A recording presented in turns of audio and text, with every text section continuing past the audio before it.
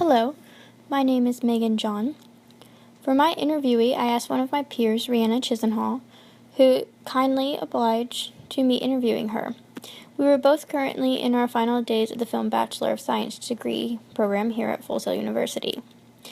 Let's get started, shall we? In this podcast, I will be reading Rihanna's response to the emailed questions I sent her about art and how it influences or impacts our industry of entertainment. Number 1. What do you see as the role of the visual arts in society today, particularly in our profession? She responded, "For me personally, I feel that visual arts in society today, especially in my career field, play the role of expressing one's imaginations and escape. Almost how paintings were before plays came into the picture, a way to express oneself." A piece of artwork or photography, rather, that we both thought would work for this response is actually a quote from Dorothea Lange.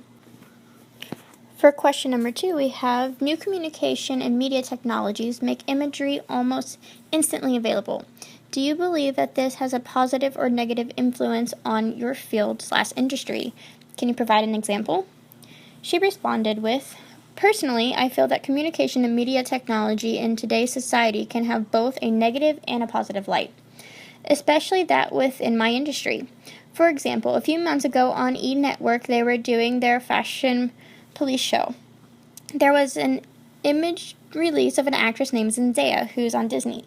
She was on the red carpet, and she had long, gorgeous red locks. In just that instant, made comments on stereotypical African Americans. First of all, the girl was only 17 at the time, and second of all, the talk show hosts were all about 30 to 40-something years old. That is a negative thing. Because imaging can be viewed so fast and there is this entire communication, people like to criticize other people. For a positive example, I like to use actor Stephen Amell of Green Arrow fame. Since imagery can become instantly available, especially over social media, he uses his resources to help charities. For instance, Fuck Cancer. Pardon the expletive, but that's the name of it. So there is always a pro and a con to every situation. Question 3 asks, what images are frequently repeated throughout your industry? Rihanna responded with, images I see frequently throughout the industry would probably be the John Everett Milia's Ophelia and Lars von Trier's Melancholia. An article I read stated that the image is a representation of Justine floating downstream, obviously pictured with her wedding bouquet.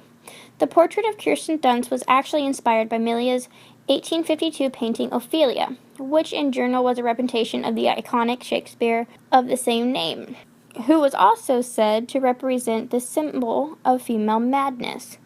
It can also be represented in television promotional photos such as The Vampire Diaries. It worked for the television show because the show revolved around the 3 central characters who create havoc and so said madness around them.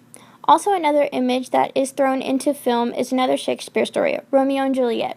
Everyone loves a love story, especially when the 2 main characters come from different family and or backgrounds. Many things are repeated. That's how life works. I think it's the best way to learn, honestly, and people still enjoy it, so you have to work towards an audience advantage. For question 4, who is one of your favorite visual artists and or what is your favorite style of visual art?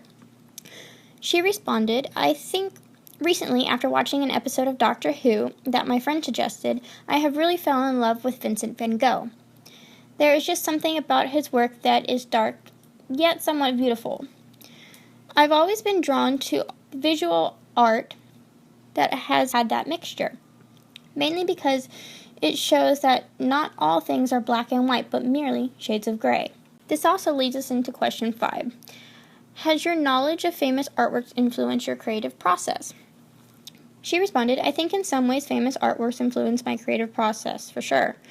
Sometimes I would just look at a piece of art, for instance, Vincent van Gogh, as I mentioned previously, and just sort of think to myself, if someone with a brilliant mind like that can create something that makes people feel a certain way, maybe I can too.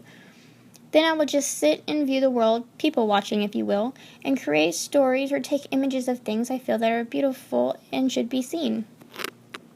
That being said, this concludes our podcast for today, and thank you for listening.